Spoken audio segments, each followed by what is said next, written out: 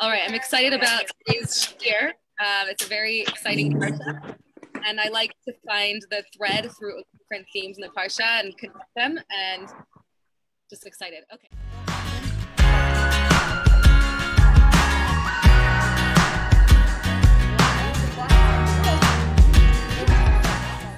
So let's dive in. Parshat Vayera. Welcome, Sharon. Hi, everybody who's joining. Live and in person. All right, so Vayera, Hashem appears to Avram after having his bris milah, and then as Hashem is conversing with him, the three angels show up. The first visitors Avram's had in a while, and Avram stops talking to Hashem and says, gotta go. There's a guest here, and the Talmud teaches us from this that you learn that welcoming guests is more important than the Shekhinah himself. So that's just a beautiful lesson. I mean, the theme of Avram Echnasis Orchim is just throughout last week's parsha, this week's parsha, the extent of how he had Echnasis Orchim and ran to prepare them food. Herein comes the medrash I like to share, where Avram discovers Ma'aras Machpelah when the calf ran away. It says Avram ran to prepare a calf for the angels, not knowing that they were angels, and the calf ran away and he chased it, and it was in a cave, which was Ma'aras Machpelah, and he couldn't find the cow, but he did find Sefer Yetzirah, the book of formation, that some trace back to Adam Rishon, and from Sefer Yetzirah, he created a golem calf. That's what the same book the Maharal used to create the golem, and that's the calf he served to the angels, and that's why he also served them milk and meat, because milk with it, one of the answers, there's many answers, some that first they had the milk, then the meat, some that he gave them the choice of milk or meat, but that it wasn't a flesha cow, it was a golem cow, synthetic cow. So that's just a cool medrash I love. Yeah. Okay, so comes the three angels. They ask for, each of them has another mission. One is to heal Avram, bless you, Helen. One is to tell Sarah the good news that she's going to finally be blessed with a son. And one, right, 90 years old. And the last one is to tell Avraham about the destruction of Sodom and to destroy Sodom. So I'm just going through the parsha very quickly. So we have the beautiful story of Avraham davening to Hashem about the destruction of Sodom. So Hashem didn't really have to tell Avram, it had nothing to do with him. There's a corrupt city, Sodom and Amorah. Hashem heard their cries. We learned from the commentaries that it was the cries of a girl who had brought bread for a poor man. And when they heard that she hid the bread in her pitcher, they killed her in a horrible way. They tied her to the city walls and covered her with honey, and bees came and devoured her, and Hashem heard her cries. And then Hashem said, I'm going to go down and see whether, judge each person in Sodom and see whether the city's actually, and then I'll know how to destroy it. And then Hashem said, wait, I can't destroy Sodom without telling Avram. It's part of the land that I promised to him. So I have to tell Avram. So he told Avram what's going to happen. And Avram immediately, it says the words Vayigash, that he approached Hashem. So Rashi says, wait, he was already talking to Hashem. What do you mean he approached Hashem? So we have three answers on what he did. It says Vayigash is mentioned in three different places before this in the Torah, or not before this, but Vayigash is mentioned when Yaakov, I think, approached Esau for war. Vayigash, right? But in Parshas Vayigash, when he approached for war, when Yitzchak approached when Yehuda approached Yosef, not knowing he was Yosef, to appease him, and in prayer. And it says that Avram approached in all those ways. He approached Hashem to confront him and for war, and to appease Hashem and try to win him over, and to pray for Sodom. So we have an immediate question here. Avraham is the epitome of chesed. We learn in Kabbalah and the Zohar that Avram was the manifestation of the Sefirot of chesed in the world. Chesed manifested itself in Avraham. So he was all chesed. His whole being was just the attribute of kindness, which is on the right side of the 10 Sefirot, leaning to always be giving and not restraining or saying no. And all that. We see that in his Avas Yisrael, in his quest to teach everyone who he met about Hashem.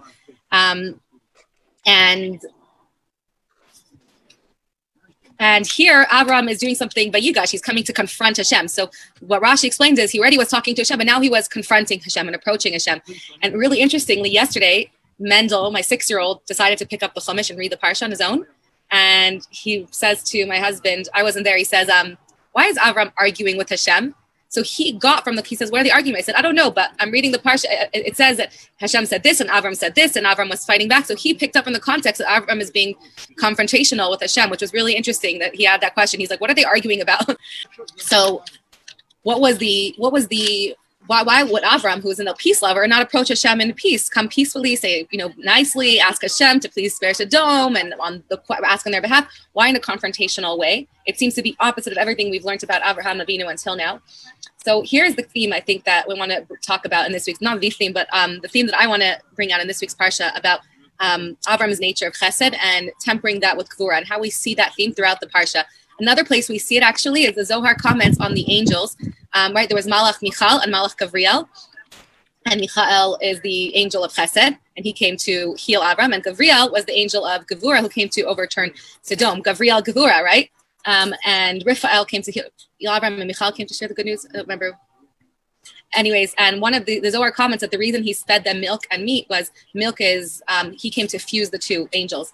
But interestingly enough, milk, he served milk so they could discuss to kind of bring harmony between them. Milk comes from the attribute of chesed, to speak more about to speak about the Kabbalistic ideas of chesed, and meat comes from the attribute of gvura, and to speak about gvura and try to bring harmony between them. But in essence, we do learn that the angels, whatever Sefirah they are, Mida they are, they can't be different. So Malach Michael is always chesed, and Malach Gavriel is always gevura, and they can't change. And that's where we see the big contrast between the angels, specifically in this week's parsha, where Michael there have to be 3 angels, because each angel, first of all, can only do one mission at a time. They can't multitask and do 2 things. But even deeper than that, they can't be different than their nature. So if Michael was the angel of kindness, he can't do gevura ever. And Gavriel, who's the angel of severity, cannot do chesed and act in chesed, because that's just how he is. The angels are diametrically, it's like fire and water, they clash. It says that the only way that they even get along is because Hashem is there. Osa shalom b'mramav. Hashem is there keeping the peace, and before Hashem they can't argue. But otherwise, they can't take on each other's traits. They are defined as who they are. Whereas humans, although Avraham was embodied chesed completely, nevertheless he was able to, when the time necessitated it, completely defy his nature and incorporate gevura. And we learn a very deep Kabbalistic idea that how was he even able to do this? How was he able to incorporate gevura if his whole personality was chesed? We have Kabbalah teaches us that the previous world, before Hashem created our world, Hashem tried to create other worlds, and those worlds shatter. Those are called, we can refer to them as the worlds of tohu.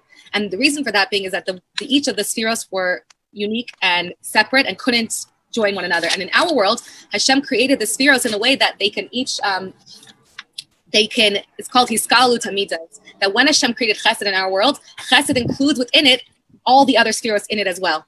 So all the midos in our world of tikkun, in this world where we have tikkun and the ability to be mitzaken, we have this interconnectedness of all the spheros. So someone who's completely chesed can also incorporate gvura, because in their chesed is gvura already. So we have the interconnectedness and of each of the midos, including all the other midos, allowing us to migrate to other, really, like in the Kabbalistic part, we always see chesed and gvura on a line connecting them, and therefore we have the ability to incorporate even midos that are beyond, completely against our nature. And Avram, more than anybody, most of us are, a combination, somewhere in the middle, balance, but Avram was complete and pure chesed through and through. Yet when the necessity arose, in this case, when it came to saving human life in Sodom, Avram suddenly was able to use complete gevura and approach Hashem in a confrontational way and defy Hashem and say, how do you expect, and really challenge Hashem and say, you think what do people say if you destroy the righteous with the wicked together? What if there's righteous people there? And really come with gevura. And we learn a very powerful lesson that when it comes to stepping up for another person, even if you're a peace lover and you're non-confrontational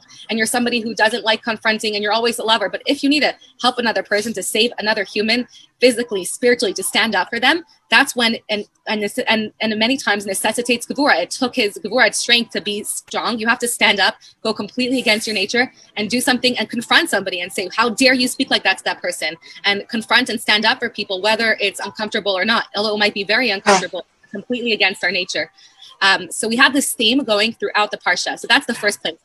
Just on that note, we look from Avraham, it says that what makes Avram unique in his Avos Yisrael and his Chesed is that the people before him, let's say Noah, goes before to Lamech, who only cared about himself, and that's why he died young, right?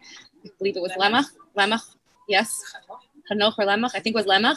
And then Noah, it says, also was punished, so to speak, because he didn't daven for his nation. Although the only reason he even told them to do teshuvah at all was because Hashem, was because he had to, he was forced to, but on his own, he didn't come and daven for the people or try and save them. He felt that they were wicked and deserved to die.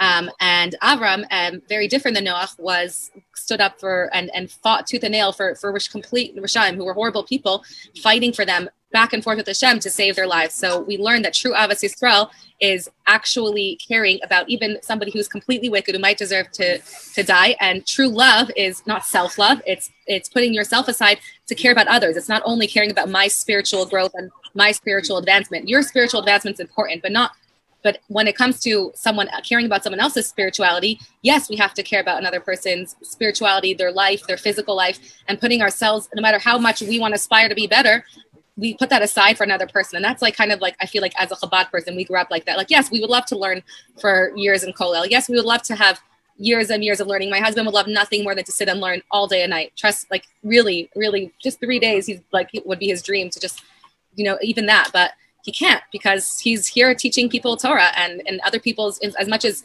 his own personal spiritual advancement. He would love to do Dayanut and to do the Rabbanut and he wants to do he has Smicha, but he wants to do the Israeli Rabbanut. He has so many personal aspirations that he has to put aside. I have personal aspirations. I want to go to, Nishmat, but first I have to become Yoatzet Alecha, but first I have to do a year of Talmudic studies. But like, what about, it's a full-time job for a few years of learning. And I guess we put aside our personal aspirations for other people, and we just don't have the space to do that right now. So caring about other people comes first, and that's the message we learned from Avram davening about for Sodom, putting aside his relationship with Hashem, stopping to talk to Hashem to welcome the guests.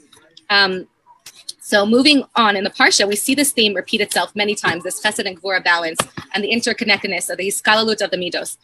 We also see it soon with Yishmael. So when Avram had to send away Yishmael, when Sarah told Avram, when they realized that Yishmael was a very bad influence, he was 17 years old at the time. He wasn't a little kid. But when they had to send him away, we learned from this that this was completely against Avram and Sarah's nature. They were so hospitable and welcoming of everybody. But when it comes to saving Yitzchak, when it came to them, Sarah, with Ruach HaKodesh knowing, we also learned from this that we don't always send away, God forbid, a child who's a bad influence ever. This was a very unique case that Rashi tells us that Sarah had Ruach HaKodesh, that she knew that this was what was meant to happen for Yishmael's sake, for Yitzchak's sake, with Ruach HaKodesh, she knew it. But yeah, it was still very, very difficult choice to make, to send away their own child when they would never turn anyone away. And to have to do that went completely against Abraham's nature. Abraham had to, he told Hashem, what is going on? And Hashem said, whatever Sarah, your wife, says, she's speaking with divine providence, listen to her in this case. And it went against every fiber of his being. His only, right, is he finally his first child that he ever had. And now he has to send away his own child when he's the most welcoming person. But yet when it comes to your own child, the protecting and saving the child, so even though it was the most painful thing to do, when it came to chinuch and education, sometimes you have to have boundaries. It's really hard. I haven't reached that stage yet, but I remember some parents have to say, you can't play with that person. That person's not a good person, and I don't want you being around them.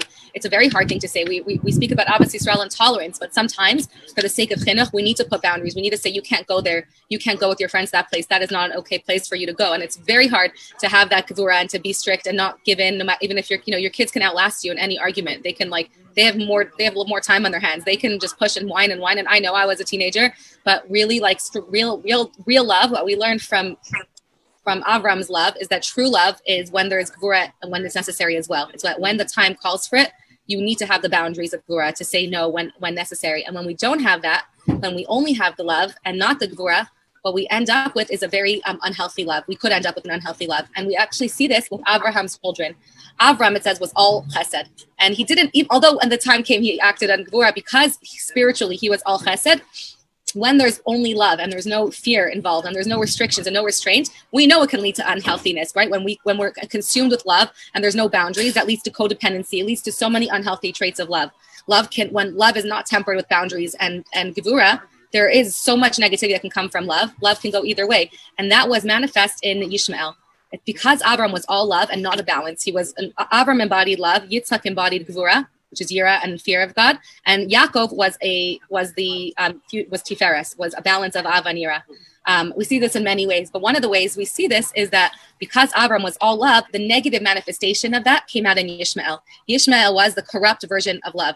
It says that Avram, one of the reasons that Avram had to have Yishmael first is the Zohar says that he had to remove all the zuhama, the impurity, of the negative, any negative aspect that can come from love had to come out in Yishmael first, and only then could he have Yitzchak, who was pure. So Yitzchak and Yishmael in his lifetime also shows us what happens when love is not tempered, right? Yishmael was a lover. He loved things, he loved people, he loved women so much that he just took whichever women he wanted. He loved things so much, he loved the world, so he just took whatever he wanted out of a place of just desire with no boundaries. He had no boundaries with women, he had no boundaries with taking possessions that weren't his. There was no gevura, there was no fear, and there was nothing to temper that. So that was the negative manifestation. And we see in Yitzchak, and we'll speak about this in the future weeks, that Yitzchak was embodied gevura. And in Yitzchak also, because he wasn't a balance of the two Sefirot, Yitzchak had Yaakov and Esav.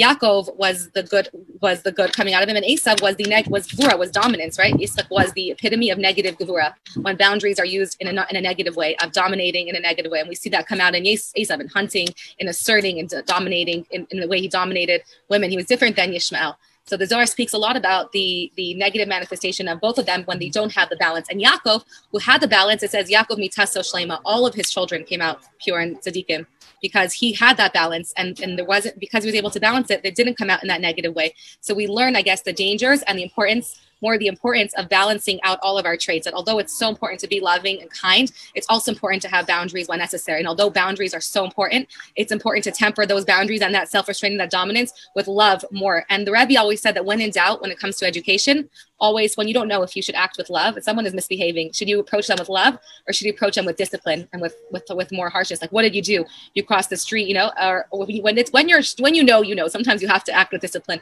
But when you don't know, when there's a doubt, he says, always go with love, because you can't really damage a person with love. But if gevura is misused, you can really damage a child with. So that's when we don't know. But we really need to always be aware of having a balance of love and not saying yes to every single person that we love, to our child, and saying yes, yes, yes to everything that they want, because that's not healthy either. Kids really thrive on boundaries and knowing that we care about them and we say no and we're strict about their bedtimes and give them that stability. So this balance is a theme that comes over and over again. We see it in Yishmael and Avram sending away Yishmael, in Avram's birth of Yishmael. And we'll see it. So we said, and in the third place we see it, and this is the end of the Parsha, the epitome of like the Parsha Vayera, is the Akedah, right? So we come to the Akedah, and we have a lot of questions on this. Rashi, the beginning of the Akedah, it says, Hashem says, Kach na, please take. And he said, why did Hashem have to say please? And Rashi brings down from the Medrash that she was saying that that Hashem said to Avram, please do this, because if you don't pass this test, then all the other 9 tests, it says Avram was tested 10 times, all previous 9 tests that you were tested with won't have any significance. So that's a big thing to say. Why? So he doesn't pass 1 test, but all the other 9 tests were huge. Avram faced tremendous challenges. He did Lech Lecha. He jumped into a fiery furnace. His whole life he went down to Mitzrayim a minute after Hashem, right? He faced so many tests in his life. And to say that if he doesn't do this one, killing his own child, that Hashem promised him that he would, and especially that, Hashem had promised him that Yitzchak would become a great nation. And now Yitzchak hasn't had any children, and he's being told, kill him, kill your only son, kill your son Yitzchak. So Avram had, how could we say that all the other 9 tests wouldn't be valid? So I'll walk you through different answers, and then we'll connect it back to the Ava and to the balance of Chesed and Gvura, Ava and Yira. So we have a couple of questions. First of all, what is the big deal about this specific test that makes it greater than all the other tests? Also, why is this one the ultimate test that the other ones would have no stance? Also, the Ramban has a beautiful message on nisyonot, on tests, that every test, right, just like when you give a kid a test, why are you giving them a test? To help them remember more. So the Ramban says that every time Hashem gives us a test, it's for the benefit of the one being tested only, not for Hashem's benefit. It is to push you, to help you be a better person. When you are being tested, it's to bring out potential in you that would have been dormant otherwise, and to bring you to a higher level and reveal within you potential that was there. And the Ramban says Hashem only tests tzaddikim that he knows will pass in order to give them reward. Hashem doesn't test Risha'im, who would fail otherwise. He doesn't want to punish them for no reason. He only tests those who are worthy of the test in order to bring them to a higher level. And Risha'im just don't have that opportunity to be brought to that potential because they won't pass it. So it's a very high level. And we really see that when you test your child, when you give them a test, it's always just to push them further. You're doing it for them. When you give a kid a test, you're not gaining anything from it. You really just want to bring out to them to study more, to learn more, to internalize more. When you test your kids, sometimes that you're only testing them in a way that you know that they're going to pass or that they have the ability to pass. So we have a question on that what was the point in Hashem testing Avraham? If Hashem knew he was going to pass anyway, so Hashem didn't need the test. And it wasn't to make a kiddush Hashem because nobody saw but Avram and Yitzchak. Nobody. No one was there. Even the two servants remained and didn't come up there. So no one knew about it. And for Avram's sake, he already had been tested. So what was the point of all this? There's actually a beautiful Rashi. That's this chapter of the Akedah begins with the words, right? We say it in in davening every morning. We say, "Hi achar dvar me'ela," right? And Hashem said, "Kach nas ben chasichitcha." So achar dvar me'ela, Rashi translated as after these words were spoken. But there were no words in the psukim before. So there's a beautiful Rashi that explains that after which words were spoken, that there is a medrash that says that was right after the weaning of. It was right after Avram made a big feast to celebrate Yitzchak, and Yishmael said to him, "What's the big deal?" First, there's two opinions. One medrash says that the words of the Satan that came against Hashem and said, "Look, Avram made a whole feast and he didn't even bring one sacrifice to you." So Hashem said, "You think Avram wouldn't bring a sacrifice to me? If I would ask him to bring his only son as a sacrifice to me, he would. The son that he's making a feast for." And that's why the Kedah was right after. And the other opinion says that Yishmael was gloating to Yitzchak and saying that that you had a bris milah as a baby. You didn't choose to, but I chose at 13 years old to give to have a bris milah, to go through this painful procedure for Hashem. I'm much greater than you. So Yitzchak answered Yishmael and said, "You sacrificed one limb of your body, and I would sacrifice my entire body to Hashem if he asked me." And when Hashem heard this, right afterwards, it says, "Vayhi achar dvar me'ela," after these words. I just thought that was a beautiful Rashi that really connects it to the words that were spoken. So getting back to what was the point of Hashem telling him to do this? For whose sake was it? To prove to the Satan, but no one was there anyways. And especially one of the answers is that, so I'll share a story here. There's a story that my husband shared with me that the Maggid of Mezrich, the famous Maggid, he had many students. His greatest students, the most brilliant tzaddikim, the most tremendous tzaddikim, were part of his inner circle called the Chavraya Kadisha. And the Chavraya Kadisha, not the Chavra Kadisha. And those who didn't make it into his inner circle were also tremendous tzaddikim and Torah scholars, but they weren't as great as all the other ones in his inner circles. Those ones ended up becoming each a rebbe on their own. And the ones who didn't make it into his inner circle were called the oven warmers, because they were the ones who would go bring wood to warm up the ovens for the other students. They would also learn. So one day, the oven warmers were bringing wood in to warm up the base medrash, these big Torah scholars, and the Alter Rebbe was sleeping. Or they thought he was sleeping. He was laying down, and he pretended to remain asleep, and he overheard this conversation between them. They were asking this exact question, and their question was, what was the greatness of Avraham's Mesiras Nefesh, of Avram sacrificing his son? Over the generations, dozens and dozens and dozens of people have given up their lives for Hashem, their own life, their children's lives, Hannah and her 7 sons, and they did it without Hashem speaking to them directly. If Hashem and Avram did it with Hashem talking to him face to face, so why was that so great? And they were discussing it, and the first one said that the greatness was the zrizas, was how Avram didn't hesitate. He got up that morning early, woke up, saddled his own donkey, and went to do it without a hesitation. He didn't think and ask himself the question, well, Hashem said he'll make me a great nation from Yitzchak. He didn't question anything. The next student said that the greatness was, this is an answer that the Rebbe Rashab speaks about, that he was the first one to have Mesiras Nefesh. That being the first one to do anything spiritually is the hardest. When you're the first one in the world to do it, it's called the Pasach. The previous Rebbe calls it the opening of the pipe. That because Avram did it, we all had the ability since then to do it. But to be the first one to do that takes the most tremendous strength to be able to be the first one. It wasn't easy for Avraham. And after Avram did it, he made it accessible for everyone after him to follow in his footsteps and go in that path. Anytime there's stories like that where somebody opens an answer, a channel, and to a really difficult question in the Torah, and once the answer is out there, there's a story about a tzaddik who was trying for days to find the answer to a question. He fasted for many days to get the answer to a very difficult question. And finally, Eliyahu Navi appears to him in his dream after fasting for many, many days, and he finally gets the answer. The next day, he's in the base medrash, and he hears a young student learning, saying the question and just saying the answer without skipping a beat. And he was distraught. He said, I fasted for 40 days to get this answer. And And you're just a little student in the yeshiva and you already know the answer. So we went to his Rebbe, I think, and the Rebbe said that the only reason that it was easy for him to have the answer is because he already brought that answer down in the world. So once you make it accessible, it's accessible easily for everybody. So Avram did that first step of Mesiras Nefesh, right? We learned that like Mitzrayim was the opening of all the other Geulos. That's why we celebrate Yetzias Mitzrayim more than any other Geula that we've been through, because Mitzrayim made it happen for us to have freedom. So that was the second answer that he gave, that the second student gave. And the third student said that it says like after the test was passed and Avram came back and was walking home, Hashem said, now I see that you didn't hold back your only child from me. And he says on these words that Avraham walked to the words to sacrifice his son and walked back from saving his son with the exact same joy in as saving his son as bringing his son, and there was no difference because both times it was just for Hashem. There was nothing from himself. He didn't live for a moment for himself. So sacrificing his son, this was what Hashem told him to do, and saving his son, the only reason he was happy was because Mimeni, Hashem wanted him to. He didn't have any personal gain that Hashem told him to save his son. It wasn't that, oh, now I don't get to do this mitzvah, Mesiras Nefesh. I wish I could have Mesiras Nefesh. Nothing was about him. It was all completely about what Hashem wanted from him. And he says that when he left, he had the same exact joy as when he was going there. And the Alter Rebbe after commented that these three students who were the oven warmers were each speaking, gave an answer from their own level, from where they were holding at, just to think about the greatness that these answers, which are tremendous, are where they were holding at spiritually. So all these answers are really amazing. And Chassidus has even another beautiful answer that really connects to everything. That Hashem was saying that if you, all the tests until now, one could say that it was part of who you are as your nature, that you served, this was your personal mission. You made it your personal mission to spread Hashem's awareness in the world. You would die for it because it would make a Kiddush Hashem. So you're ready to jump in the fiery furnace because everyone would see God's nation. But what if all of it was just because that was we all have personal things we would, die for. This is just your personal thing, your chesed.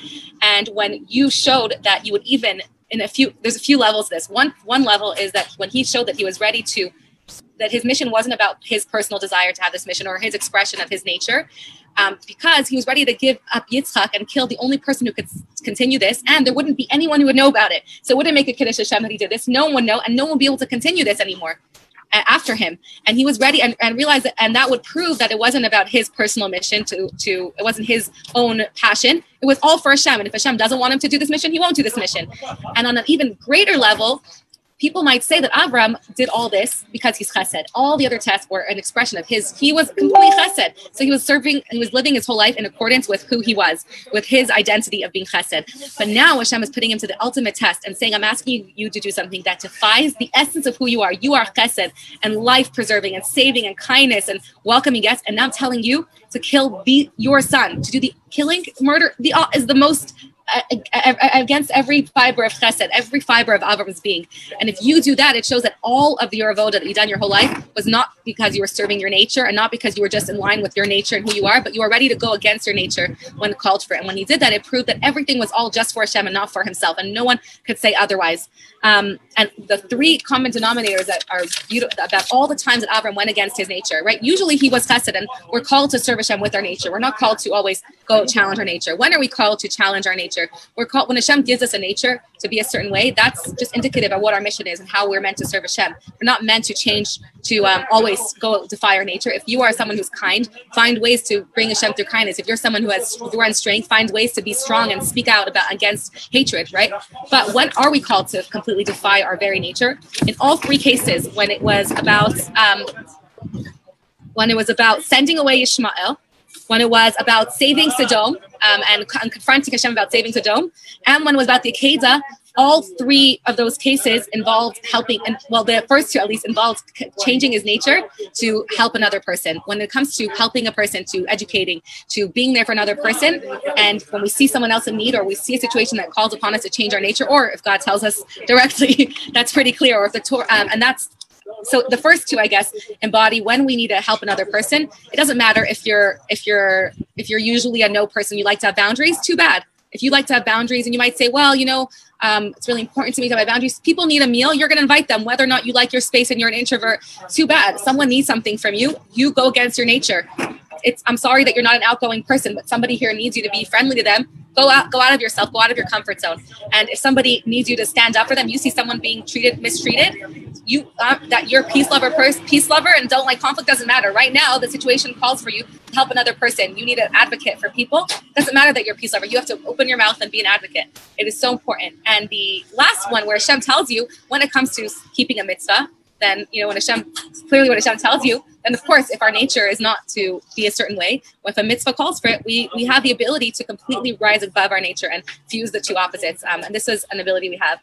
I just want to end off with I can't not say this thought. I think I may have shared it with you one of these years, but I really, just such a powerful message. When Avram and Yitzchak are walking, let me just open my Chumash. When Avram and Yitzchak are walking toward the Akedah, it says that Avram took the sticks and he put it, and he placed it on his son, the wood on his son, and he took the fire knife in his hand, and they started walking, right? And they started walking. And Yitzchak says to Avram, this is just so powerful, Pasuk Zayin in Perek Chav Beis, Pasuk Zayin in Vayera. Vayomer Yitzchak al Avram aviv. And Yitzchak says to his father Avram, Vayomer Avi. He says, father. He didn't ask a question yet. He just said, father. And Avram says, Vayomer hineni, bini, I'm here, my son.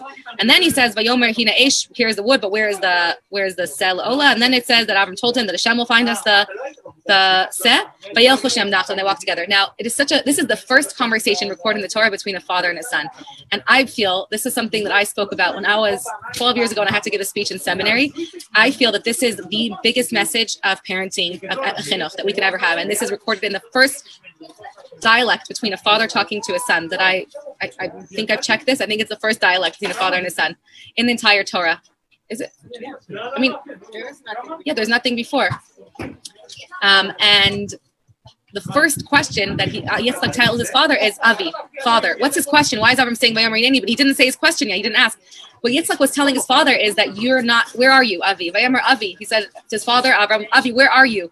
They're walking, and Avram was distracted and thinking about this great thing he's being told to do, and obviously what's going through his head.